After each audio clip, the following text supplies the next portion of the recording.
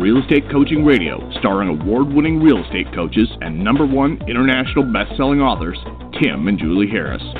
Real Estate Coaching Radio is the nation's #1 daily radio show for realtors who demand authentic, real-time coaching.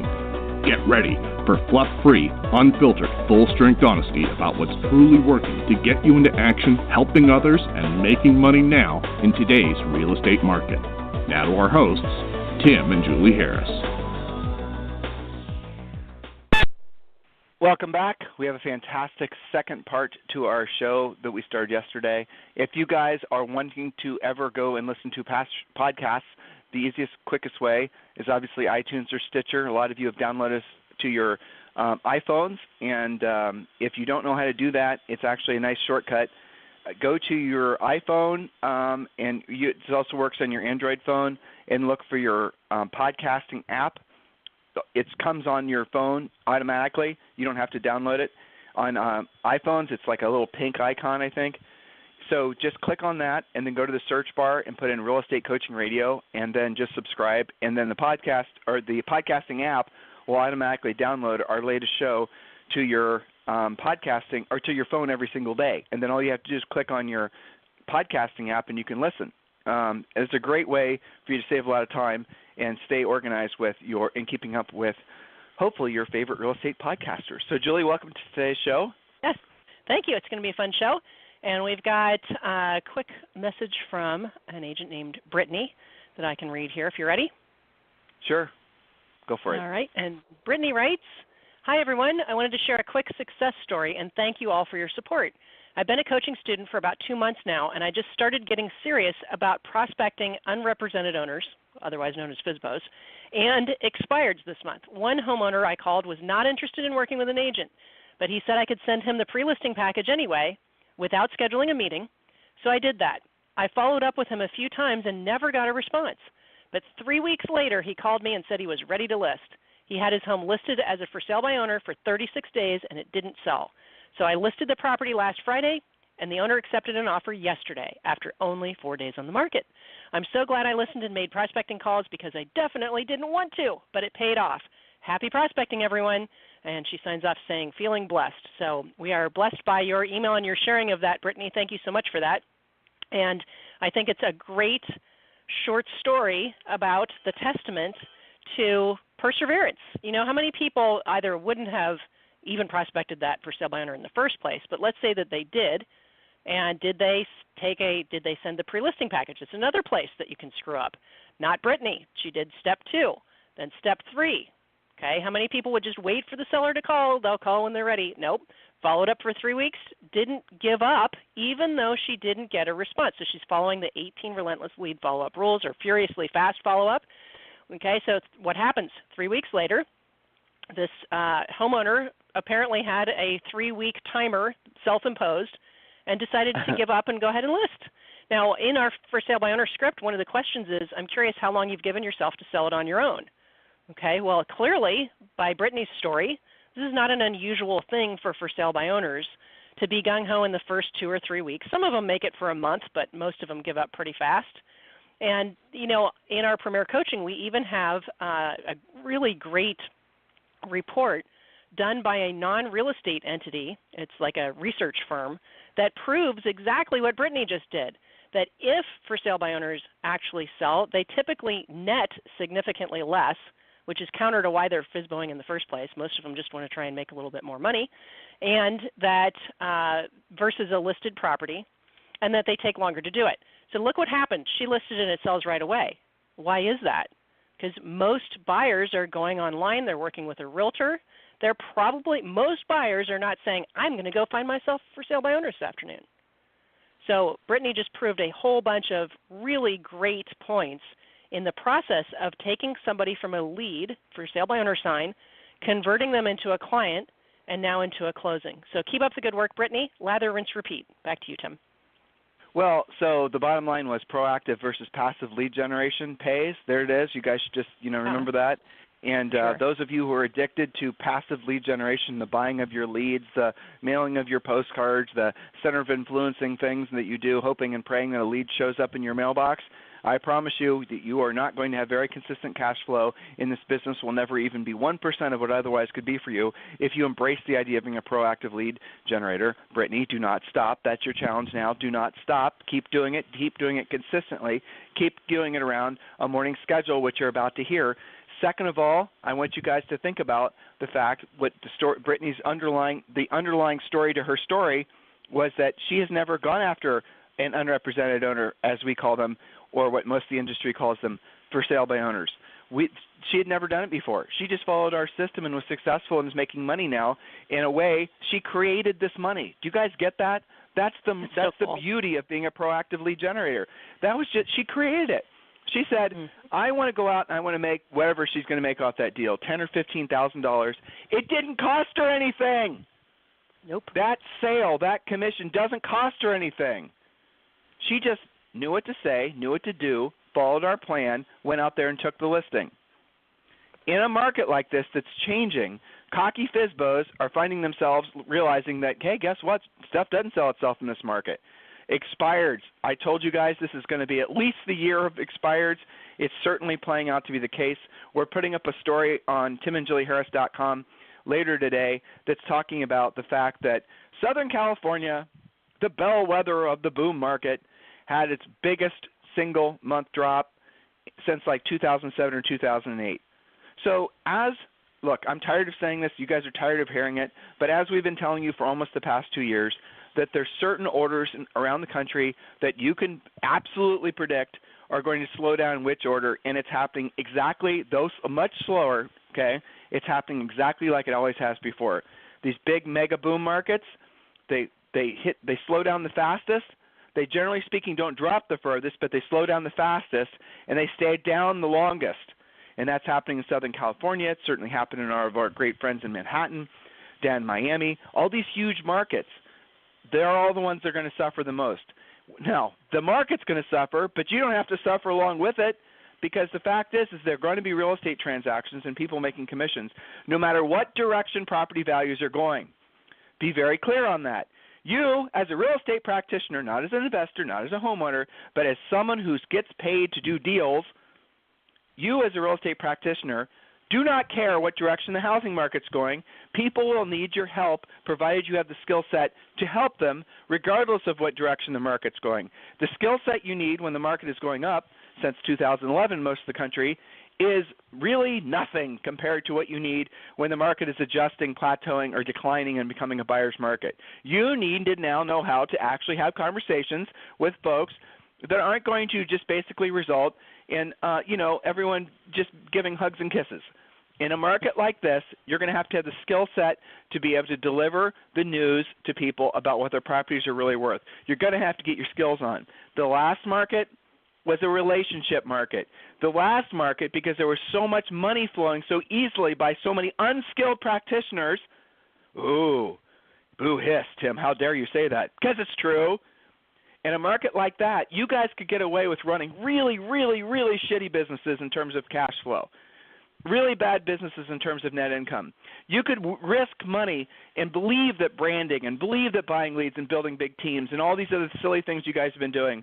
You thought that's what you were supposed to do because, look, everyone else is doing it. That's what I went to a top producers mastermind, and every one of them had a team of buyers agents, and they're talking about expansion teams. And why aren't they talking about their net profit? Why? Oh, hold on. Did anybody in the audience ask about how much money they were actually netting? No. Why? Why is that? Don't know. Why do you think, guys? Because they're not making much. That's why. And when the market starts to change, all those sort of ego-based, trendy, wow, that sounds fantastic ideas, they run out of steam because they cannot be funded. And that's what's happening now.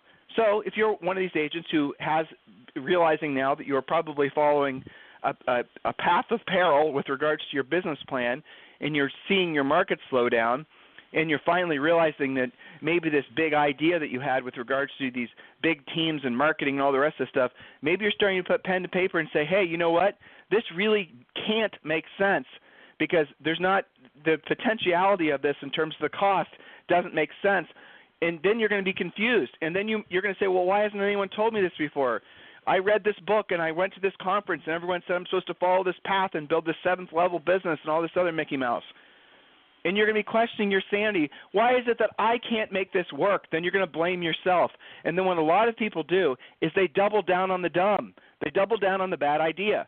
They throw more money at it. And what happens is they quickly perish, and they become real estate roadkill. That's what happens in a changing market like this. Unless you're going to have the courage to really take a hard look at all the things you're doing. And, you know, a lot of people say getting back to the basics. I don't like the way that sounds, frankly, but that is the truth. And a lot of you, and here's the painful truth, never learned the basics in the first place. You never learned how to have a conversation with the seller about a price reduction. You never learned how to talk with a buyer about why they should buy, even though there's a good chance 6 months from now the house will be worth less. You've never learned all the really hard things in real estate, because if you've only been licensed since really arguably the last, during this boom market, you haven't had to learn it. You've only had to have relationships. And you could get away with making bad business decisions because you had enough, generally speaking, cash flow coming in because the deals were relatively easy to get. In a market like this, they're not going to be. It's going to be a different ball of wax. Your motivation, your way of selling buyers' houses in the past has been buy it or somebody else will, right? I mean, an iteration of that script, basically. That's what you all say. Now the buyers are saying, I don't think so. I'm going to wait because I think prices are going to drop. You got any scripts to follow up on that one, Mr. Real Estate Agent? You don't. You don't know what to do. This is the reason that we say the past market was a relationships-based market. This is a skills-based market. And the difference in the skilled agents and the non-skilled agents, you are going to see, like, I don't even know how to describe it, the stickiest, most painful Band-Aid being ripped off. That's what it's going to feel like for many agents who have never taken the time to actually learn the basics and really master the basics of what it takes to be a true real estate professional. They'll just run out of steam. They'll run out of money. The things that worked in the past will not work in a market like this, guys. Please listen to your head coach. Be slightly offended by what we're saying. That's okay. But whatever you do, don't ignore us. Don't not take action. Otherwise, it's not just you that's going to suffer. It'll be your family that will most likely suffer. It'll be what you could have made your best year ever because you decided to stop being stubborn. You decided to get your ego out of the way, and you decided to finally say, you know what? I'm tired of Tim and Julie ranting at me every day. Maybe there's something to what they're saying. I definitely see my markets changing. I definitely don't have my listing presentation together. I definitely don't know how to go after FSBOs and expireds. I definitely don't know how to go after price reductions. I don't know how to price things correctly in the first place. The long list of I don't knows is long, painful. And I haven't had to know those things because I've only been licensed, say, since 2009 or 10 when the market's been increasing. So I haven't had my inability to price was made up from, was compensated with or covered by the fact that there's so many buyers out there that were willing to overpay or pay whatever slightly odd price I put on it. I didn't have to learn how to arm wrestle with sellers on price because, look, it was overpriced, it was still selling. Do you guys understand how that's all gone now or going to be gone? Think about it, guys. Do something about this. Don't wait until it's too long or too late. That's what most of you will do. That is human nature. You will wait until something comes around that's going to cause you greater pain than your perceived pain of making a change. And then for the most of you, it'll be too late. Why would you wait? I don't get it. Doesn't make sense. So, Julie, let's knock out the rest of the call or our presentation on the perfect morning schedule. Yes. Okay. So here's the secret to this. It is critical that you recognize your daily schedule should always be based on profit. We started talking about that on yesterday's podcast, but specifically on the things you've got to take action on daily that lead to profit. So if you don't have this list memorized yet, this is homework for everyone. This is what leads to profit. Lead generation, otherwise known as prospecting, but we veil that so you don't get hives when you hear it. Lead generation, lead follow-up, pre-qualifying, presenting, negotiating, and closing. I like to add lather, rinse, repeat. So if what you're doing isn't on that list, why are you doing it? Because it's not leading to profit. Get clear that you must lead with profit, and that means you must lead with profit-producing activities.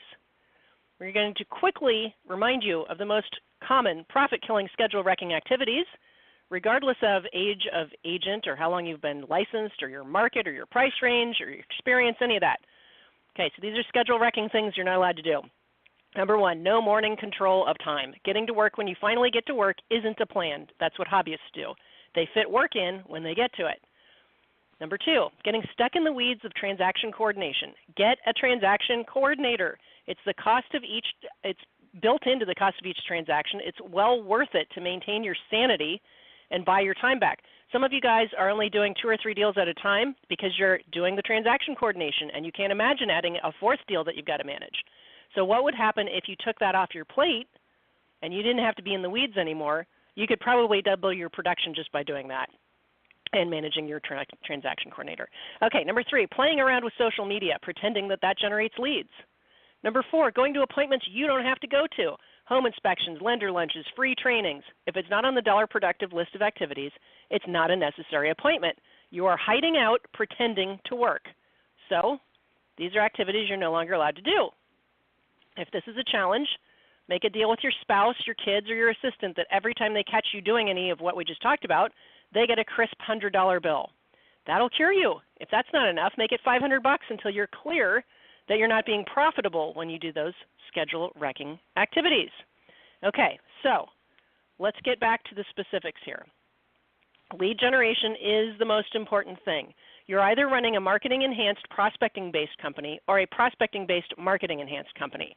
You may be, in your head at least, a referral-only company, but that's not sustainable. You could be a prospecting-only company, but that's also only dependent on you. So the first 2 are your most sustainable, marketing-enhanced, prospecting-based, or the opposite. Okay?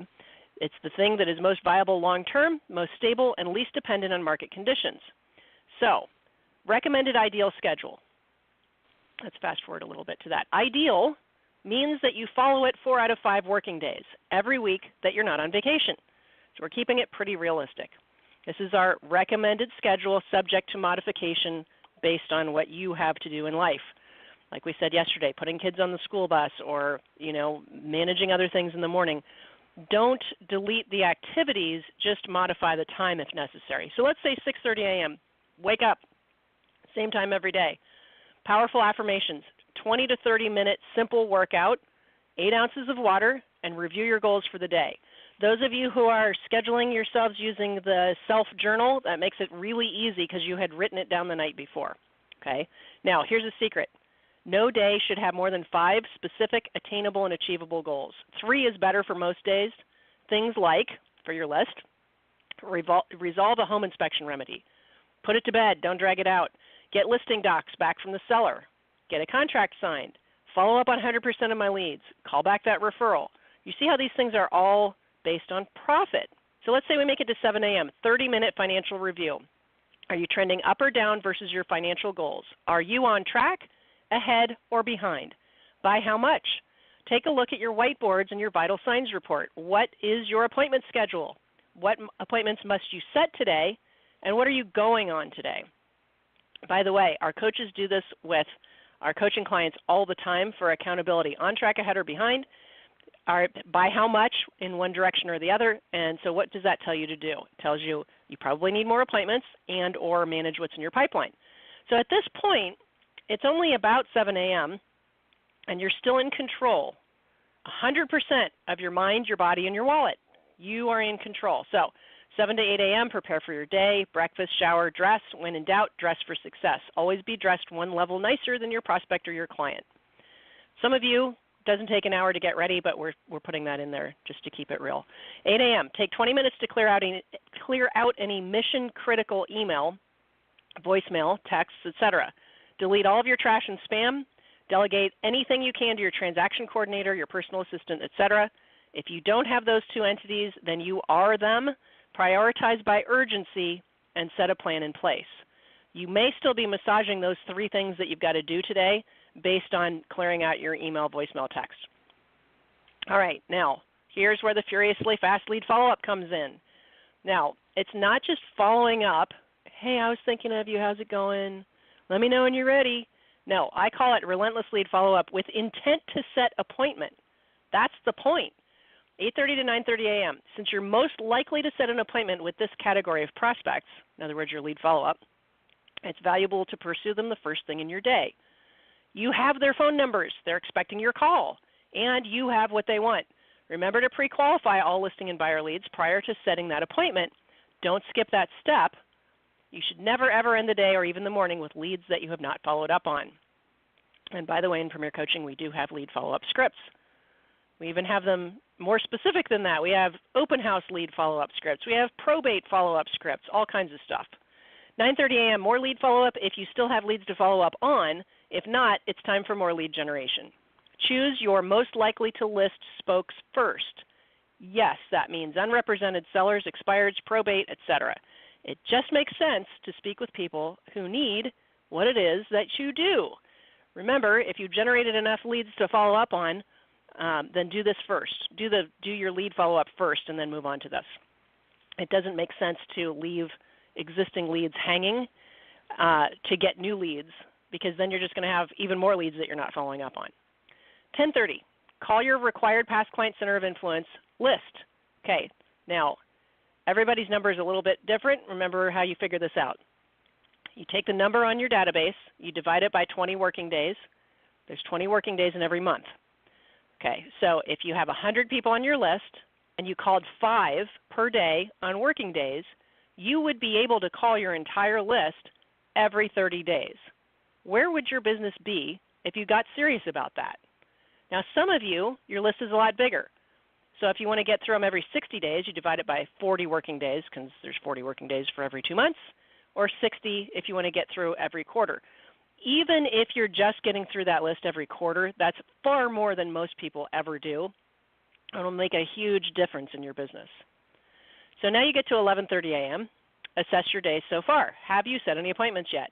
If not, proceed to continued lead follow-up or prospecting. Okay.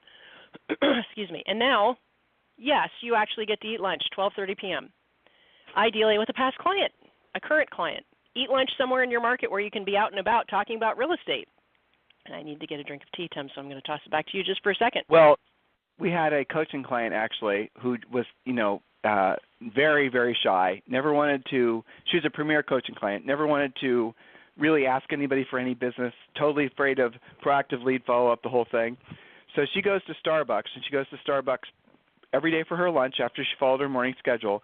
And she put up a little sign. Julia will remember when she's back having her tea hit to remember what was the sign said. But she sat there with her notebook computer in a very visual place in this very busy Starbucks, and she was essentially inducing people to have real estate conversations with her, and she got real estate leads off of it. And the funny part is that am I getting the story right so far? No, that's right. The sign was on the back of her laptop, and it just said, ask me about real estate. It was like bumper sticker sized, so you could read it if you're standing in line. Easy to do. And it turned out Starbucks corporate, because, someone tried to, some, I'm sure, agent complained or some silliness. Anyway, Starbucks corporate was, asked, is this something this lady's supposed to be allowed to do? And they said, yeah, sure, that's great. They didn't care. So if you're thinking that you'll get thrown out if you do something like that inside of Starbucks, you won't. There's a precedent for them. You go to Starbucks during lunch, or really in some parts of the world, anytime there's people doing business and literally having business conversations, sitting there using the free Wi-Fi. A lot of business travelers, that's where they go and get caught up on their emails and whatnot. More and more traveling Julie and I do. It is kind of funny. Starbucks is almost like your own WeWork. It's your own virtual office, So in any event, there's another little idea for some of you who are a little apprehensive to proactively lead generate. Julie? Well, even just writing, I know Coach Rochelle used to get business this way all the time. Write now it's DocuSign your contracts, but you can do that with your laptop. Do that where you are in, say, Starbucks or your favorite local restaurant for lunch where you are in your marketplace and you are obviously talking about real estate. People will actually come up to you and ask for your card. I remember one time Rochelle was writing a contract for a buyer, and this was back before DocuSign, of course, and so we were faxing things back then. Millennials don't know anything about what I'm talking about, but that's okay. So she wrote it up, and she was in a restaurant that she used to work at, and she asked the manager, do you mind if I go in the back, behind the kitchen and use the fax machine? Okay, so he's like, nope, that's cool, no problem. So on her way back, somebody at the bar had overheard this conversation and said, sounds like you're in real estate, maybe you can help me buy a house. And that was her next transaction. Why? Because she wasn't being a secret agent. So lots of iterations of that going on. But I do like the sign, and there's hats you can get. You can get shirts. If you're going to the gym, You can get a T-shirt that says got real estate. There's a cute shirt that says that. I call that reverse prospecting, getting people to come up to you. What was that vendor that she had a lot of that cutesy stuff? Yeah, go to allthingsrealestate.com, allthingsrealestate.com, and she's got a lot of really cool little signs you can put out, little tiny, innocuous signs and caps, and just really cute ideas. It's All Things Real Estate is essentially a great place to go for those of you who are wanting to be proactive lead generators. You're just not quite 100% confident to do it yet. So, Julie, are you done with this presenting the schedule? Well, we only made it to lunch, but I can wrap it up pretty quick. So the point being that you're in control and that you are actually working in the morning, and the point of the morning schedule is to create new appointments. Because at 1:30, you're going to check with your transactions, your team, other agents. This is your hour of power to keep your existing business buttoned up. And yes, I'm talking about 1 hour of powerful phone calls, following up, keeping the train on the tracks, not the entire day dealing with one appraisal or inspection issue. 2 to 5 p.m. is appointment time. If you don't have appointments, you have options, but they should all center around profit. Appointments are best, but you can call your sellers, set up showings, price reductions, schedule open houses, create marketing plans, get price reductions, all that good stuff. But ideally, you're getting back to lead follow-up and preparing for tomorrow's appointments. If you get bored or unproductive with this normal routine, break out of it by going after a new spoke, like probate or new construction or for rent by owners, something a little bit different, but still in the category of, being profitable, creating new leads. And then between 5 and 6, tie down your loose ends. Any negotiations should be resolved and sent to the other side. That way they owe you a response in the morning, not the other way around. And then you have a regular quitting time every day so that you're not one of these people that has as a badge of honor that you were working until midnight and you didn't eat right, so you're gaining weight, and now, you're a train wreck the next morning. That's not okay. Have a normal quitting time. And I'm going to send it back to you so I can get to Premier, Tim. So I'm going to share with you guys, if I were coaching you personally, this is one of the things that I would this is the deviation from what Julie just said. Once you start doing enough transactions, and we have the rule that we have with regards to when you should hire someone full-time to work for you as a transaction coordinator is related to your average commission, your days in the market. In other words, there's not one set rule for every market. It just depends on you individually. Premier Coaching students, there's a whole bunch of information on that on the Harris Learning site. But as far as if you want to have absolute freedom in your real estate practice, the only thing you really have to focus on is learning how to proactively lead generate, pre-qualify, go on listing appointments, and obviously secure listings. Those are the only things you have to do. That's the only skill set you need to ever be incredibly good at in real estate, because everything else you can delegate. Our top listing agents, and these are agents who do not work buyers, who all they do is work sellers. They follow the morning schedule just like we just prescribed, if you will, and then after they take ideally their one listing a day, they hand that folder over either virtually or physically to their essentially their assistant. The listing, usually your TC, until you get doing lots of deals, can also basically work with your sellers. And then they're out. They essentially then move on and go back to just hunting for listings, taking listing appointments, and having the whole process be managed by somebody else. The servicing of the seller is managed by somebody else. So as soon as the listing's taken, there's checklists, and again, these are all on Harris Learning, that will give that transaction coordinator, your number one assistant, your seller specialist, whatever you want to call them. It'll give them specifics of what they're supposed to be doing. There's obviously a lot of great systems out there that you guys can be using, that are CRM type deals that you can, some of them have plans that are already created. Others you don't, you have to embed your own plan, but that's no big deal. Don't overly complicate how to make the technology work. Don't overly complicate how the complexity of whatever system you're thinking of. I promise you it's not difficult. There's gazillions of checklists out there. This is a well-walked path, okay? So just trust me on this. So if you want to have the perfect real estate business, you follow Julie's morning schedule. I would definitely add something on there like exercise, things like that. But do the morning schedule.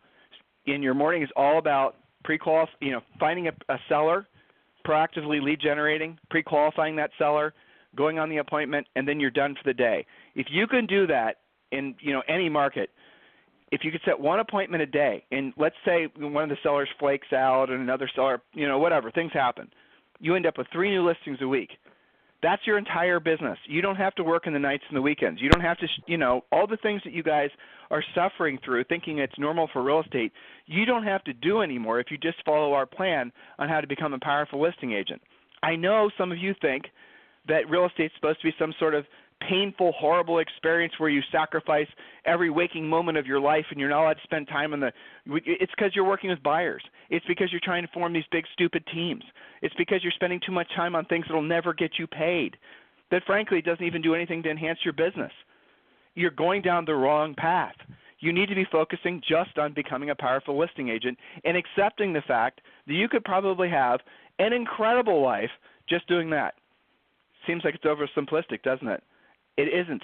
What I just asked you to do requires work. It requires skill. It requires discipline. It requires you being a professional. It requires you doing what you don't want to do when you don't want to do it at the highest level. But when you do, you have, I dare say, balance in your life because you now have control of your schedule. You can now say nights and weekends are not for business. They're for my family. I can actually plan vacations. Look, when you have 10, 15, 20 listings, you can go on a vacation anywhere in the world. You have somebody else managing your deals for you. Sometimes you have to step back in and help negotiate transactions, but for the most part, if you get a really good coordinator, they can do it for you. Not a big deal. Generally speaking, negotiations aren't that complex on most real estate transactions, and you can go on these vacations and no one will know where you are. You don't have to tell all your sellers that you're checking out for 2 weeks or whatever. You just go. We've had so many – I'll tell you guys, true story. We don't have much time left on today's show, but I've had many personal coaching clients who hire me just for half the year, sometimes just for maybe like a quarter. And what they'll do, and typically they'll hire me in the third quarter, maybe the fourth quarter, rolling into the first maybe 2 quarters of the following year. And their only objective is to take a certain number of listings, and then they hand those listings off to somebody who works for them, and then they go do whatever they want to do for the rest of the year. They literally don't work. They just live off the cash flow from the listing selling. They don't work with buyers. When buyers come in, they refer the buyers off to other agents. They just don't work them. If a listing opportunity comes in when this particular agent is in Egypt, they refer it off to another agent. They have their heads very tightly screwed on. They know, for example, if they list in that amount of time X number of homes, X number will, maybe 2% won't end up selling. Sellers change their mind, whatever. They'll have so many sell. So they know their math. They know their numbers. They know what they have to do, and they don't want to work year-round. They want to have a life that, frankly, is not all about work. They want to make their business be something that funds their lifestyle. In other words, the business is not the thing that dominates their lives. You can do it that way. You have that option. It's your choice. This is the power of being a listing agent. So listen, guys, if there's anything we can do for you, just go to freecoachingcallsforagents.com and request a coaching call with a new member coach. Learn about Premier Coaching. Learn about our different coaching programs. There's a reason why, as of this morning, 5 million different people have, 5 million downloads of this podcast. This is the number one listened to daily podcast for real estate agents by a country mile. For a reason, because we're giving you tactical, practical advice. We're telling you guys the truth of what it takes to not just survive in this market, but thrive in this market. Be dominant in this market. Always have the mindset of service, especially in a market like this. And remember, everything that you want in life is on the other side of doing what you don't want to do when you don't want to do it at the highest level. If there's ever anything we can do for you guys, remember, you can email me directly, tim@timandjulieharris.com or julie@timandjulieharris.com. This program has been a presentation by Tim and Julie Harris, Real Estate Coaching. For more information on our real estate coaching and training programs, visit our website at timandjulieharris.com. Remember to tune in weekdays at noon for upcoming shows, and until next time, thank you for listening to Real Estate Coaching Radio with Tim and Julie Harris.